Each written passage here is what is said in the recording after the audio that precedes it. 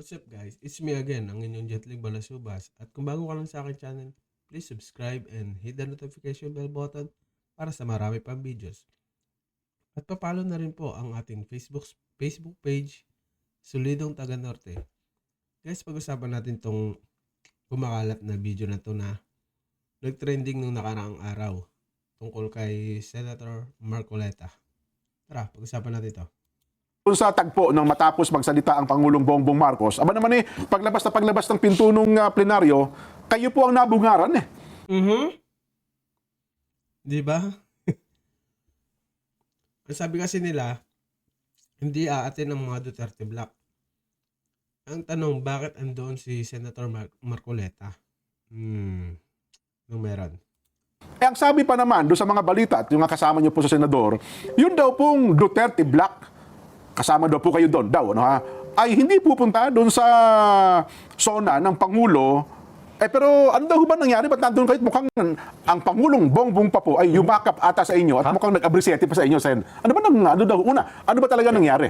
Sino ba yung nagsabi na ang Duterte Black ay hindi pupunta? Wala akong alam doon. Ang sabi ho ni Senadora Amy, nagsalita ata, si iba pang mga miyembro po ng Duterte Black. Una, Sen, kayo ba kinukonsidera nyo yung sarili na miyembro kayo ng Duterte Black? Hindi ako PDP laban eh. Aray ko! Patay. Sabi ng mga DDS, yari na daw ang administrasyon dahil hawak na ni Senator Rodante Marcoleta ang Red Ribbon Committee. Di natin alam. Ayun, Alam nyo naman opo. na nung nangampanya ako, maski na nung 2022, adopted lang ako. Yun, opo. Kaya hindi ko alam kung bakit nila sinasabing Duterte Black ako. Opo. Patay. Para sa may chess, sa larong chess, na-check ang DDS ni Senator Marcoleta. Napagkakamalan kasi tayo na Duterte Black. Kasi nga nilalaban naman natin ang makarapatan kahit sino. Yun po. Nagkataon lang na ang karapatan naman ng mga Duterte, kailangan din nating ibigay yung due process para sa kanila. Napagkakamalan tayo na meron tayong kinikilingan. Hindi. Mapapansin mo sa lahat ng galaw natin, sa lahat ng action natin, palaging yung batas ang gusto nating ipairal. Kung ano yung... Tama. Kailangan batas talagang kailangan umiral dyan. Kung ano yung due process of law. Palaging gano'n eh. Siguro dahil sa pagiging abogado ko, yung nakikita ko, yung kahit sino, kalaban mo siya o hindi, ibigay mo yung para sa kanya na nakatalagang karapatan sa ilalim ng mga batas natin. Ngayon, wala namang usapan na huwag tayong pupunta. Bakit naman hindi tayo pupunta? Constitutional yun eh. Ngayon, constitutional na ginagawa. Laging ginagawa ng mga halal ng taong bayan. Ang presidente at sila din. Tungkulan namin yun. At totoo niyan, bago kami ma-organize, nakapagboto na kami ng umaga, bago kami naghiwa-hiwalay, o itutuloy natin ang ating alas 4, pero doon na tayo pumunta Ayun. sa Batasan Complex. Sapagkat para ganapin natin ang ating constitutional duty Yan. na Yun yung sinasabi ko, constitutional duty. inihalal na senador ng ating mga mamamayan, pakinggan natin ang ating Pangulo. Katungkulan namin, constitutional yun eh. Opo.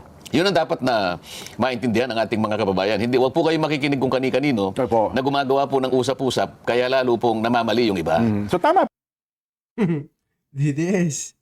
Ano na? Paliwanag natin ng isang araw, Nelson. Na kasi sabi nga, Duterte Black. Sabi ko, hanggang ngayon po, hindi ko naman kinukonsidera kayo bilang Duterte Black.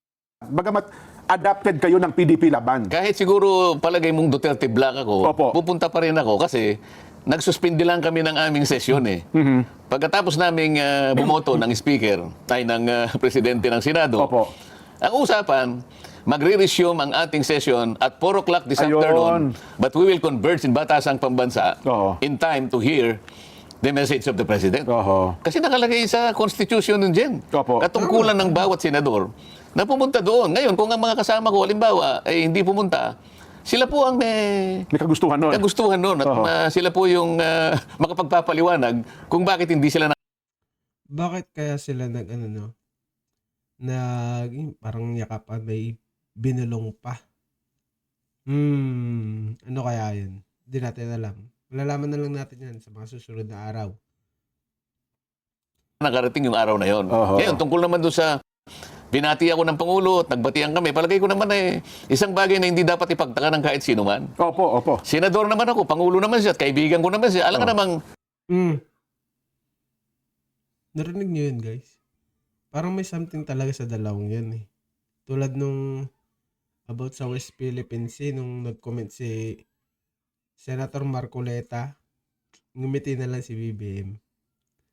Di ba? Parang may alam silang dalawa. Parang nag-aanuhan sila yung parang nag-uusap sa mata. alam mo, hindi naman kami magkamayan man lang, Nelson. Opo. Lalo siguro pagtatakan, nag-isinaban yung dalawa. Ayun ang mas malaking issue. Di ba mamaya, lalo naman tayong... Oo. Ganyan daw po yung tagpo na yan. Ano daw binulong sa inyo? Kasi pag bulong, sabay palo sa inyo. Parang sabi ni ba yun? Kanor Bing eh. O, ipakita mo nga direct. Hindi ko pa nakita. Ipakita mo direct mula sa simula. Yung, yan. Hindi, yung mula kanina. Ayan. Yan o. Oo. Oh, saglit lang. May ads eh. Tanggalin muna natin to guys ha. Ay, ba't nawala yung ano ko, video ko?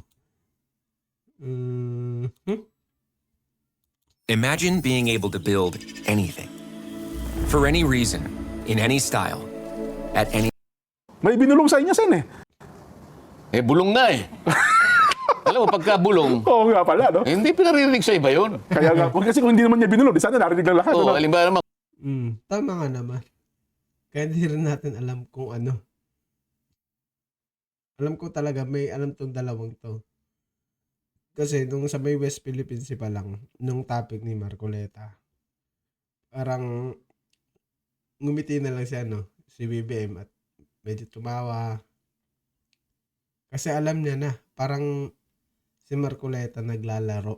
Parang ano, yung namangka lang siya nung tumatakbo siya, namangka sa dalawang partido. Namangka lang, parang ginamit niya lang yung PDP. kung halimbawa pasigaw yun, hindi nyo na ako tatanungin dahil narinig nyo lahat sigurado yun. O, yung speaker naman po, yun sabi niyo, may sinabi rin sa inyo eh. Oo, nakita mo naman yan. Oo. O, siyempre magkakilala naman kami ni Speaker, Oo di ba? nga po naman. Oo. Tinanong kung paano ka ba nanalo? Hindi ko sinabi. Tirahulo dito ng dalawang to eh. Paano ka ba nanalo? Oh, ayaw ka paniwalaan ng broadcaster na nananalo ka, parang ganun. Eh, bakit naman yung... Yung iba. Bali, nagyakapan din naman kami ni Speaker. Ba't hindi nyo man lang itanong, ano ba binulong sa'yo? Kasi yung may naunang tagpo dyan, Sen, na mayroong mga senador din na parang ayaw pansinin ng Pangulo eh. Eh bakit daw nung nauna kayo nakita nag-appreciate pa sa inyo? Eh, magkaibigan nga kami. Baka hindi niya kaibigan yan. Bakit nyo... Alam ko ba, DDS, yari na yung administrasyon kay Marcoleta kasi hawak niya na yung Blue Ribbon Committee. Pero gagampanan niya lang talaga yung trabaho niya. Problema ko ba yun? Oh, yun nga, no? Oo. Oh, yun ang paliwanag ha. Naintindihan nyo na. Huwag yun ang... Bakit ba kung binanatan mo yung kaibigan mo, Oo. hindi mo na kaibigan? Kasi ako, ugali ko yun. Kahit kaibigan, pag may mali ka, Walang problema. sasabihin ko. Oo, yun ang tunay na kaibigan. Palagi ko sinasabi sa inyo yun, di ba? Maski magkakilala ko. Oo. Pag nakita ko na maring may gusto ko sabihin sa kanya, sa halimbawa, sa katatama ng mga pangyayari, bahala siya sa buhay niya kung hindi niya ako pakinggan. At least nasabi ko, sapagkat kaibigan ko siya. Yeah. Sa nangyayari, lalong-lalo na sa nangyayari sa bansa halimbawa. Oo. Meron akong sasabihin. Masama ba yun kung sasabihin ko yung totoo? Tama. O halimbawa, magdamdam sila ron. Ah. Aba, hindi sila tunay na kaibigan, di ba? Napanood ko kay Fernando Poe Jr. yan eh. Alin? Yung tunay na kaibigan, saan eh? Ganun ba? Anong pamagat na pelikula? Kaibigan lang pala. Yun ang sinasabi ko sa iyo. Hindi, meron yan eh. Meron yan, gano'n. Ano bang title? Pero, Pasensya na kayo kay Jen Subarjaga. Yan po, ay ulianin na Hindi, po. pero alam mo talaga, Fernando Poe Jr. yan eh. Ha? Anong title niya, Sen? ano dialogue? Ano dialogue? Baka ma-recall natin. Ang tunay na... Hindi mo kaya? Hindi ko maalala. Kasi nagsabi pa, naalala ko, si Lito Ansures eh. Aha. Yung matanda, yung Lito Ansures, kausap niya Ano yung... ba kakasabi? Sabi? Oo. Ang Basta tunay na kaibigan. Ang, ayan niya si ganito ay mabuting kaibigan yan. Pero parang ganun, Sen eh. Basta, hindi ko maalala eh. Pero alam ko kayo, alam na niyo yun eh.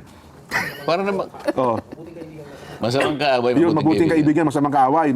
Kasi yung kaibigan niya doon, si ano eh. Si Vic Vargas ba yun? Vic Vargas. O, kita mo, naglabasan yung mga tao dito. Nagkakangatin po ni Fernando po eh. Di ba? O, pagka mali yung kaibigan niya, sinasabi Hindi talaga lang niya niya. kaibigan, no? Magkumpare sila ni Vic Vargas. Yun na nga po, oo. Ayan, magkumpare kasi yung anak ni Vic Vargas noon, medyo salbahing bata eh.